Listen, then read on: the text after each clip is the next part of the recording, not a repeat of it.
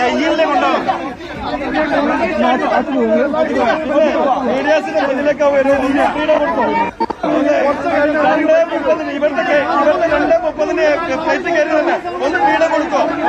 എല്ലാവർക്കും അഭിമുഖം. ഇന്നലെ ഇന്ത്യൻ സമയം 2:30 അബ്ദുൾ റഹീം ഫ്ലൈറ്റിൽ കയറുന്നത്.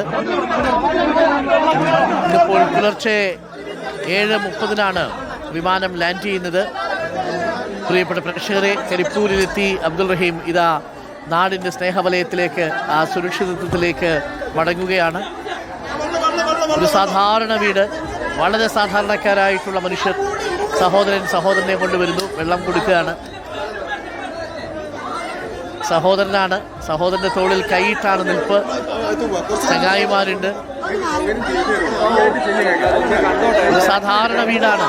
അന്ന് അബ്ദുൾ റഹീം പോകുമ്പോഴുള്ള വീട് തന്നെയാണ്. കാര്യമായ മാറ്റമൊന്നും സംഭവിച്ചിട്ടില്ല. മനുഷ്യർക്കും മാറ്റം സംഭവിച്ചിട്ടില്ല, ആ വീടിനും മാറ്റം സംഭവിച്ചിട്ടില്ല. അങ്ങനെ തിരികെ വരുന്നു. ഒരു നാട് കാത്തിരുന്ന നിമിഷത്തിലേക്കാണ്.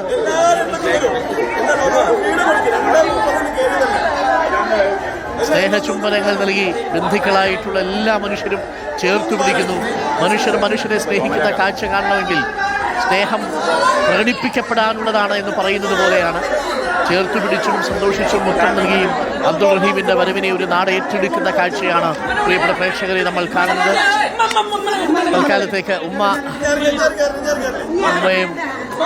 മോൻ്റെ അടുത്തേക്ക് ഇനി കുറച്ചു നേരം അവരുടെ സ്വകാര്യ നിമിഷങ്ങളാണ്. തീർച്ചയായിട്ടും ആ കുടുംബത്തിന് കുറച്ചുകൂടി ഒന്ന് ഹൃദയം തുറന്ന് പൊട്ടിക്കരയാനും ഉമ്മയുടെ കയ്യിലുണ്ടാക്കിയ വിഭവങ്ങൾ ഇനി അബ്ദുൾ റഹീമിന് കൊടുക്കാനും ഒക്കെയുള്ള നിമിഷങ്ങളാണ്. ഈ പെരുന്നാളിന് കേരളം ഒന്നാകെ ഈ പെരുന്നാൾ ഏറെ ഇരട്ടി മധുരത്തിൽ ആഘോഷിക്കുന്നത് അബ്ദുൾ റഹീമിൻ്റെ വരവിൻ്റെ സന്തോഷത്തിൽ കൂടിയാണ്. നമ്മളിൽ ഒരുവൻ, നമ്മുടെ സഹോദരൻ, നമ്മുടെ ഭായി അബ്ദുൾ റഹീം തിരികെ എത്തിയിരിക്കുന്നു. നാട് മുഴുവൻ അബ്ദുൾ റഹീമിൻ്റെ വരവിനായി കാത്തിരിപ്പായിരുന്നു. ഒരു ഉമ്മ 20 വർഷമായി നീണ്ട കാത്തിരിപ്പാണ്. ഒരു സ്ത്രീ അവരുടെ ജീവിതത്തിലെ ഏറ്റവും വലിയ കാത്തിരിപ്പ് അവരുടെ പ്രസവത്തിന് തൊട്ടുമുമ്പുള്ള ഗർഭകാലമാണെങ്കിൽ ഈ ഉമ്മ അങ്ങനെയുള്ള 10 മടങ്ങ് 20 മടങ്ങ് കാലമാണ് കാത്തിരുന്നത് സ്വന്തം മകൻ്റെ തിരിച്ചുവരവിന് വേണ്ടി. ഒടുവിലത് സാധ്യമായി. പി എസ് രഞ്ജിത്ത് ഇപ്പോൾ ഉമ്മയും സഹോദരങ്ങളും അബ്ദുൾ റഹീം മാത്രമുള്ള കുറച്ച് നിമിഷങ്ങളിലേക്കാണ്. ഏറെ അസാധ്യമെന്ന് കരുതിയതാണ് നമ്മൾ സാധ്യമാക്കിയിരിക്കുന്നത്. ആ സന്തോഷം നാട്ടുകാരിലുണ്ട്, ചങ്ങായിമാരിലുണ്ട്, ബന്ധുക്കളിലുണ്ട് അല്ലേ. അക്ഷരാർത്ഥത്തിൽ ഒരു ഉത്സവമായി മാറുകയായിരുന്നു ഈ അബ്ദുൾ റഹീമിന്റെ തിരിച്ചുവരവ് അല്ലേ വി എസ് രഞ്ജിത്ത്?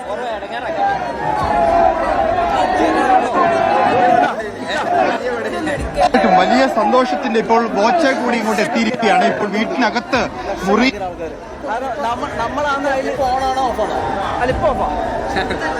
വിഭവങ്ങൾ കഴിച്ച് ആ ഉമ്മയുടെ കൈകൾ കൊണ്ട് ഭക്ഷണം കഴിച്ച് ഉമ്മയോടൊപ്പം അല്പനേരം ഇരുന്ന് അങ്ങനെയുള്ള ഒരു ഏറ്റവും വൈകാരികമായ നിമിഷത്തിലാണ് ഇപ്പോൾ ഈ സീനത്ത് മനസ്സിൽ സാക്ഷ്യം വഹിക്കുന്നത്. സീനത്ത് മനസ്സിൽ അകത്ത് റഹീം കയറിയിരിക്കുന്നു. റഹീം ഉമ്മയോടൊപ്പം ഇരിക്കുന്നു. റഹീം സഹോദരനോടൊപ്പം ഇരിക്കുന്നു.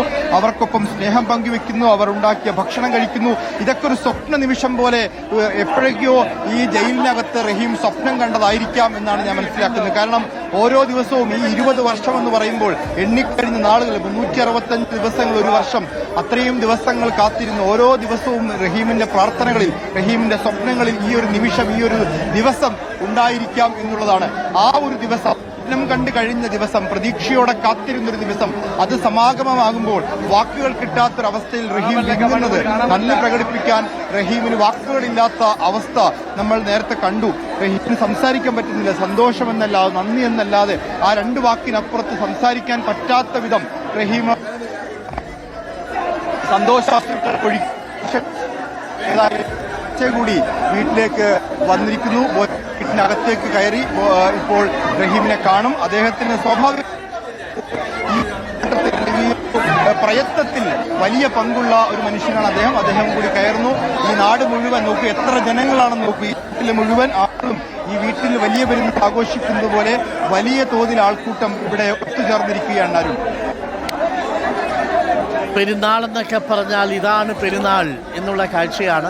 ഇവിടെയാണ് വലിയ പെരുന്നാൾ എന്ന് നമുക്ക് പറയേണ്ടി വരും.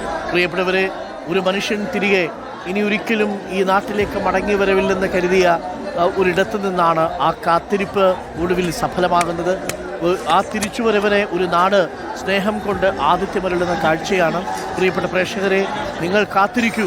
അത്രമേൽ നിങ്ങൾ ആഗ്രഹിച്ചിട്ടുണ്ടെങ്കിൽ അത് സാധ്യമാകും എന്ന് പൗലോ കൊയ്ലോ പറഞ്ഞതുപോലെ ആ ഉമ്മയും ആ സഹോദരനും സഹോദരങ്ങളും ബന്ധുക്കളും നാട്ടുകാരും മലയാളികൾ ഒന്നടങ്കം ആഗ്രഹിച്ചു. നമ്മുടെ പ്രിയപ്പെട്ട അബ്ദുൾ റഹീം തിരികെ നാട്ടിലെത്തി. നിമിഷപ്രിയയ്ക്ക് വേണ്ടിയുള്ള കാത്തിരിപ്പുണ്ട്. നമ്മൾ ഒരുമിച്ചൊരു ശ്രമം നടത്തി നോക്കി.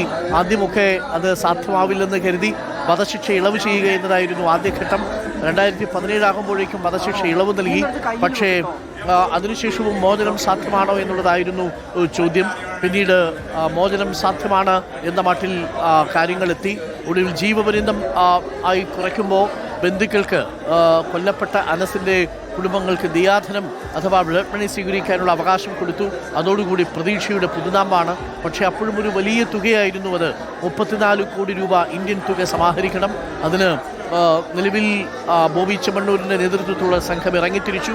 കേരളം ഒന്നാകെ ആഗോള മലയാളികൾ പ്രിയപ്പെട്ട അബ്ദുൾ റഹീമിന് വേണ്ടി മനസ്സറിഞ്ഞ് അവരുടെ കയ്യിലുണ്ടായിരുന്നതൊക്കെയും നൽകി.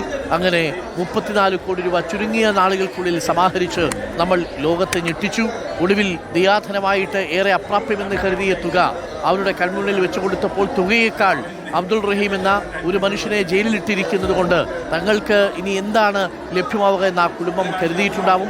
ഒടുവിൽ ആ കുടുംബം ദയ നൽകാൻ തീരുമാനിച്ചു. അങ്ങനെ നാട്ടിലേക്ക് മടങ്ങിയെത്തി. നമുക്ക് ബന്ധുക്കളുടെയും ഒക്കെ പ്രതികരണങ്ങൾ എടുക്കാവുന്നതാണ്, നാട്ടുകാരുടെയും ഒക്കെ പ്രതികരണങ്ങൾ എടുക്കാവുന്നതാണ്. VS സുജിത്ത്, വളരെ വൈകാരികമായ രംഗങ്ങളാണ്. അസാധ്യമായത് സാധ്യമാകുന്ന നിമിഷമാണ്. എത്രയോ നാളുകളായി നമ്മൾ കേൾക്കുന്നു, നമ്മൾ വാർത്തയായി നൽകുന്നു, റഹീം ഇപ്പോൾ വരും, റഹീമിനുടൻ മോചനം സാധ്യമാവും. പല കാരണങ്ങളാൽ അത് നീണ്ടുപോയി. ഒടുവിൽ ഈ വലിയ പെരുന്നാളിന് കാത്തുവെച്ച സമ്മാനം പോലെ അബ്ദുൾ റഹീം നാടിൻ്റെ സ്നേഹത്തിലേക്ക് വന്നിറങ്ങിയിരിക്കുകയാണ്. നമുക്ക് നാട്ടുകാരുടെ ഒക്കെ പ്രതികരണങ്ങൾ എടുക്കാവുന്നതാണ് എന്ന് തോന്നുന്നു. ഒരു നാടിൻ്റെ മുഴുവൻ സ്നേഹമാണ്. ആക്ഷൻ കൗൺസിൽ വളരെ ശക്തമായിട്ട് മുൻനിരയിൽ ഉണ്ടായിരുന്നു.